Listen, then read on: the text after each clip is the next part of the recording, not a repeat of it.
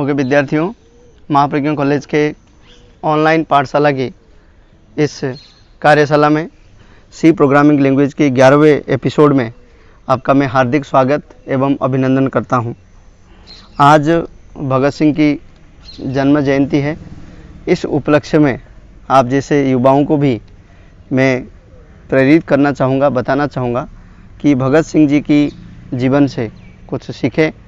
अपने पास में जो कुछ हो वो देश के खातिर न्योछावर करने की जो भाव है उसे जलाए रखें और देश सेवा के लिए, देश की उन्नति के लिए, प्रगति के लिए सदैव काम करते रहें। ऐसी मंगल भावनाओं के साथ आज की 11वें एपिसोड सी प्रोग्रामिंग लैंग्वेज की जो क्लास है उसे मैं चालू करने जा रहा हूँ। कल की क्लास में हम लोगों ने जो अध्ययन किया था उसमें अर्थमेटिक ऑपरेटर की बात की थी। आज हमारे पास जो ऑपरेटर है वो है रिलेशनल ऑपरेटर। आज का जो क्लास है वो रिलेशनल ऑपरेटर को लेके है। सीधी सी बात है, रिलेशनल ऑपरेटर में जो आउटपुट आपको मिलने वाला है या तो वो 0 में मिलेगा या तो 1 में मिलेगा। मैंने आपको पहले ही बताया था कि 0 का मतलब होता है फॉल्स और 1 का मतलब होता है ट्रू। ठीक है ना। तो ट्रू को हम 1 के साथ रिप्रेजेंट करते हैं और 0 को हम फॉल्स के साथ रिप्रेजेंट करते हैं। इसका जो मेन काम है, ये दो क्वांटिटीज़ के बीच में जो रिलेशन है वो निकालता है और वो रिलेशन जो है वो कंडीशन के लिए उपयोग में लिया जाता है। जैसे दो व्यक्ति के बीच में अगर कोई उम्र है और उनकी एज को कंपेयर करके अपन को इस निष्कर्ष पर पहुंचना है ना, इस डिसीजन पर पहुंचना है कि दोनों में से बड़ा कौन है या दोनों में से छोटा कौन है। ऐसा कार्य के लिए हम रिलेशनल ऑपरेटर का प्रयोग करते हैं। जैसे मैंने लिखा A ग्रेटर देन V, तो A एक क्वांटिटी है, B एक क्वांटिटी है, या मैं यूं कह सकता हूं A एक ऑपरेंड है और B एक ऑपरेंड है। क्या A का वैल्यू B से बड़ा है या A का वैल्यू B से छोटा है? ठीक है ना, इसके ऊपर काम होगा। अगर A का value if A greater than B, then output will be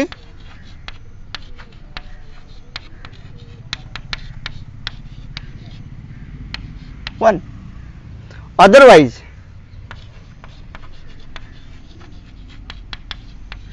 output will be 0. Example करके देखते हैं। A इक्वल टू 7 और B इक्वल टू 6। अगर ये लिखते हैं हम कि A ग्रेटर देन V, तो क्या आउटपुट मिलने वाला है? हमें क्या आउटपुट मिलने वाला है? A का वैल्यू 7 है, B का वैल्यू 6 है। कंडीशन जो है वो ट्रू हो रहा है। ठीक है ना। A और B के बीच में जो रिलेशन है, जब हम उसको कंपेयर कर रहे हैं तो हमें ट्रू मिल रहा है आउटपुट के रूप में और वो कन्वर्ट होके 1 रिटर्न करेगा। यह है रिलेशनल ऑपरेटर। तो जब रिलेशनल ऑपरेटर की हम बात कर रहे हैं, सी में जो रिलेशनल ऑपरेटर है वो लगभग 6 प्रकार के हैं। कितने प्रकार के ऑपरेटर है? 6 प्रकार के रिलेशनल ऑपरेटर है। मैंने आपको पहली क्लास में जो ऑपरेटर वाली क्लास थी उसमें ये चीज़ बता रखा था, फिर भी एक बार और बता दूं। जैसे greater than, less than equal to, greater than equal to, equals to और नॉट इक्वल्स टू। ठीक है, ये सब था।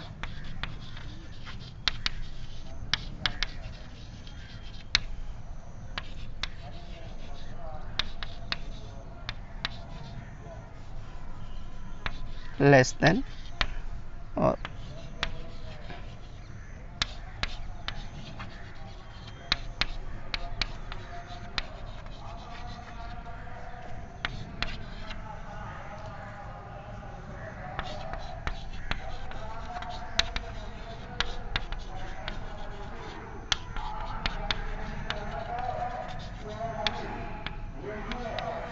ठीक है।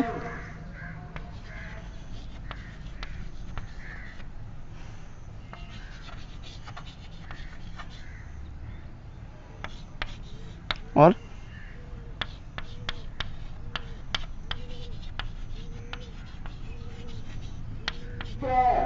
ये चीज़ है, ठीक है ना।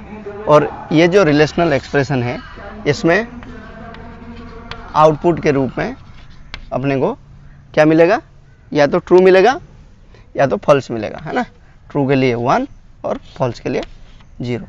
ये वाले कंसेप्ट है रिलेशनल ऑपरेटर। आप एक छोटा सा प्रोग्राम के थ्रू इनको आप समझ सकते हैं। मैं कोशिश कर रहा हूँ कि आप इस चीज़ को समझ जाए। ये जो भी हमने यूज़ किया, जो भी ऑपरेटर हमने 6 प्रकार के पढ़े, इन 6 प्रकार के ऑपरेटर का इस्तेमाल करके एक छोटा सा प्रोग्राम बनाने की कोशिश करते हैं। देखिए, प्रोग्रामिंग आपको करनी पड़ेगी, ठीक है, और प्रोग्राम आपको लिखने पड़ेंगे, आपको उन्हें एग्जीक्यूट कराना पड़ेगा। तो हो सकता है कि आपके प्रोग्राम में कोई एरर आए, आपको 1% भी परेशान नहीं होना है। प्रोग्राम बनाने का जो क्रम है, इसको जारी रखना है। तो जो रिलेशनल ऑपरेटर हमने पढ़ा, इसकी जो कंसेप्ट है, उसकी कंसेप्ट को इम्प्लीमेंट करने की कोशिश करते हैं, ठीक है। ऊपर दोनों हेडर फाइल आप इस्तेमाल कर लेंगे, यूज कर लेंगे। मैं केवल वॉइड मेन से शुरू कर रहा हूँ। यहाँ से शुरू हुआ और यहीं पर ख़त्म होगा अपना प्रोग्राम। क्लियर। तो अपने को 3 वेरिएबल की ज़रूरत पड़ेगी। Integer x equal to 20, y equal to 10 और रिजल्ट r इक्वल टू 0, ठीक है। और ये 2 लाइन आपको लिखने। 3 वेरिएबल ले लिए, x, y और r।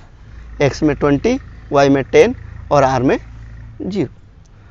अब चाहे तो इन तीनों वैल्यू को प्रिंट करा सकते हैं। बहुत सिंपल है ना। दोनों वैल्यू को प्रिंट करते हैं। Print f/n value of x equal to %d,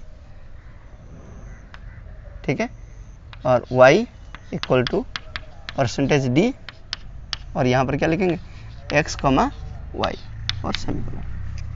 clear. x और y की वैल्यू प्रिंट हो गया। अब अपन हर एक ऑपरेशन को करते हुए चलते हैं, ठीक है। कैसे, लिखिए r equal to x greater than y। क्या आउटपुट मिलने वाला है, क्या आउटपुट मिलने वाला है। x की जो वैल्यू है, क्या y से बड़ा है, x की वैल्यू y से बड़ा है, तो इसलिए यहीं पर आउटपुट आपको क्या मिलेगा, 1 मिल जाएगा। आप इसको प्रिंट करके देखें। Print f/n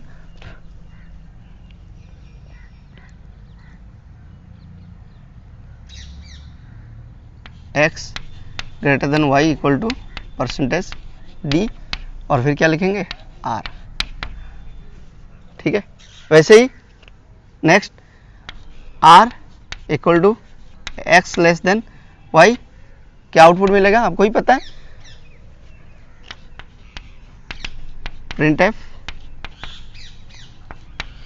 f/n x less than y %d और r, ठीक है ना।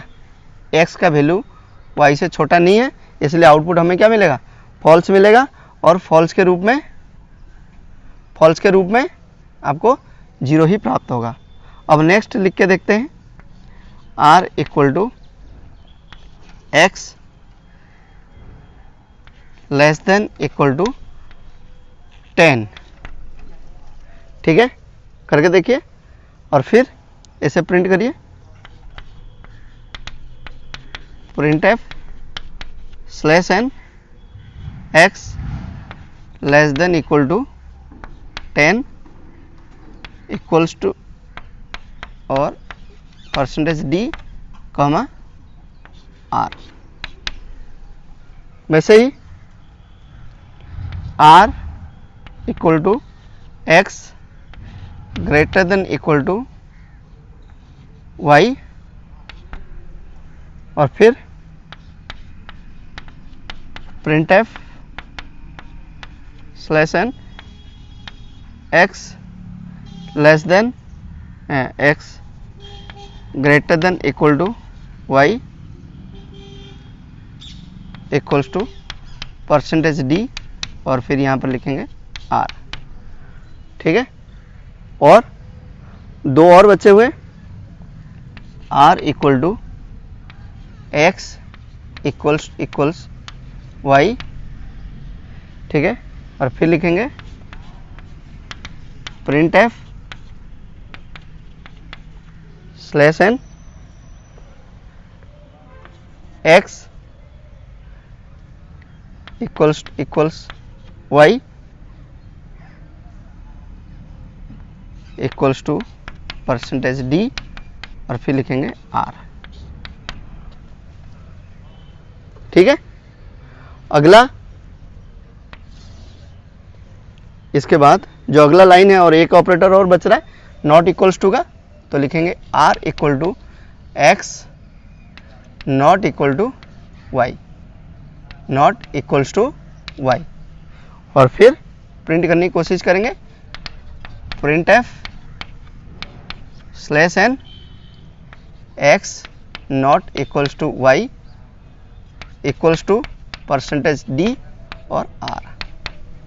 डबल कोट से यहाँ बंद हो जाएगा और फिर गेट cs लिख देंगे। ठीक है, ये है प्रोग्राम आपका।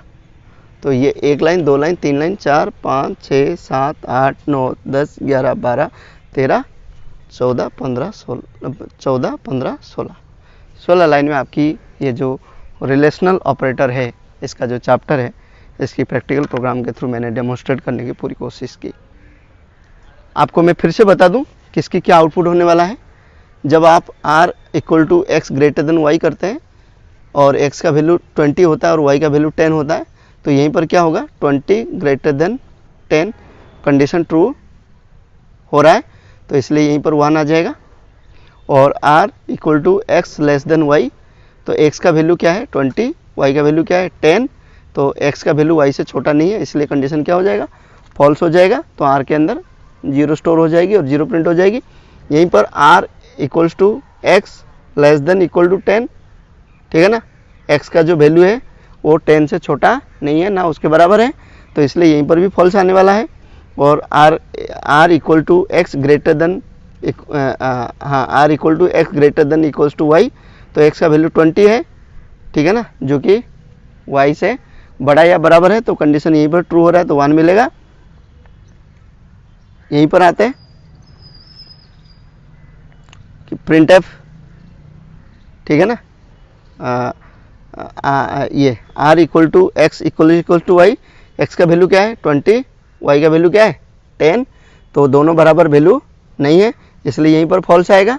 और जब अपन नॉट इक्वल्स टू करते हैं दोनों के वैल्यू असमान है, एक जैसे नहीं है, मतलब x का वैल्यू 20 और r का वैल्यू 10 है, तो ये कंडीशन क्या होगा ट्रू होगा, तो ट्रू होने पर 1 रिटर्न होगा। ये अपना रिलेशन एक्सप्रेशन की जो बात है हमने यहीं पर पढ़ ली है। अब अपन आगे बढ़ते हैं, जो हमारा जो नेक्स्ट ऑपरेटर है वो है लॉजिकल ऑपरेटर। ठीक है, लॉजिकल ऑपरेटर में हम जो ऑपरेंड्स होते हैं उनके बीच में लॉजिक को इम्प्लीमेंट करते हैं। ठीक है ना, लॉजिकल जो ऑपरेटर होता है उनका काम होता है कि दोनों के बीच में जो लॉजिकल रिलेशन है उसको चेक करना, है ना। जो भी 2 ऑपरेंड्स है या 2 एक्सप्रेशन है उनके बीच में जो भी लॉजिकल रिलेशन है उससे फाइंड आउट करना, ठीक है ना। Logical operator is used to find the logical relationship between 2 variables, 2 operands और 2 एक्सप्रेशंस, ठीक है ना। तो लॉजिकल एक्सप्रेशन भी आउटपुट के रूप में या तो 0 देंगे या तो 1 देंगे, ठीक है ना। जब लॉजिकल ऑपरेटर की बात करते हैं, लॉजिकल ऑपरेटर जब हम इसकी बात करते हैं, ठीक है ना, इसमें आउटपुट या तो 0 में मिलता है या तो 1 में मिलता है। ये भी चीज़ें आपको समझ में आ गया। और लॉजिकल ऑपरेटर के रूप में 3 उपलब्ध है, एंड, और नॉट, ठीक है ना, एंड और नॉट, ठीक है। अब एंड का कंसेप्ट जो है, दोनों ही एक्सप्रेशन या दोनों ही ऑपरेंड ट्रू होने पर ही ट्रू होगा, अन्यथा हमेशा फॉल्स होगा। और के अंदर दोनों एक्सप्रेशन में से कोई भी एक एक्सप्रेशन ट्रू होने पर ट्रू होगा, अगर दोनों कंडीशन फॉल्स है तो उस केस में ही फॉल्स होगा, अन्यथा ये हमेशा ट्रू होगा। नॉट में जस्ट ऑपोजिट कॉम्प्लीमेंट वैल्यू देगा, 0 आ रहा है, ट्रू हो रहा है रिलेशन, ये मतलब एक्सप्रेशन अगर ट्रू हो रहा है तो आपको आउटपुट के रूप में 0 रिटर्न करेगा, और फॉल्स होने पर 1 रिटर्न करेगा। ये जस्ट उल्टा काम करता है। दोनों का जो ट्रूथ टेबल है, तीनों का जो ट्रूथ टेबल है, उसे हम समझने की कोशिश करते हैं, ठीक है ना। अगर ऑपरेंड 1 और ऑपरेंड 2 और रिजल्ट की बात करते हैं, है ना, अपन रिजल्ट की बात करते हैं। एंड की ट्रूथ टेबल देखते हैं पहले। देखिए, अगर पहला ऑपरेंड या पहला एक्सप्रेशन फॉल्स है और दूसरा एक्सप्रेशन भी फॉल्स है, तो रिजल्ट के रूप में क्या मिलेगा, फॉल्स मिलेगा। ये एंड की बात कर रहे हैं अपन, लॉजिकल एंड, ठीक है। और फॉल्स ट्रू होने पर भी फॉल्स होने वाला है, ट्रू फॉल्स होने पर भी फॉल्स होने वाला है, केवल ट्रू और ट्रू होने पर ही ट्रू होगा, ठीक है ना। ये कौन किसका है, लॉजिकल एंड का। और अगर हम इसे लॉजिकल और की बात करेंगे, लॉजिकल और की बात करेंगे, तो लॉजिकल और में फॉल्स होने पर फॉल्स और फॉल्स ट्रू होने पर ट्रू, ट्रू फॉल्स होने पर ट्रू, ट्रू ट्रू होने पर ट्रू, ये इसका कंसेप्ट। और जब हम नॉट की बात करते हैं, किसकी बात करते हैं, लॉजिकल नॉट की बात करते हैं, ठीक है ना। इसमें एक ही एक्सप्रेशन होता है, मतलब एक ही ऑपरेंड होगा,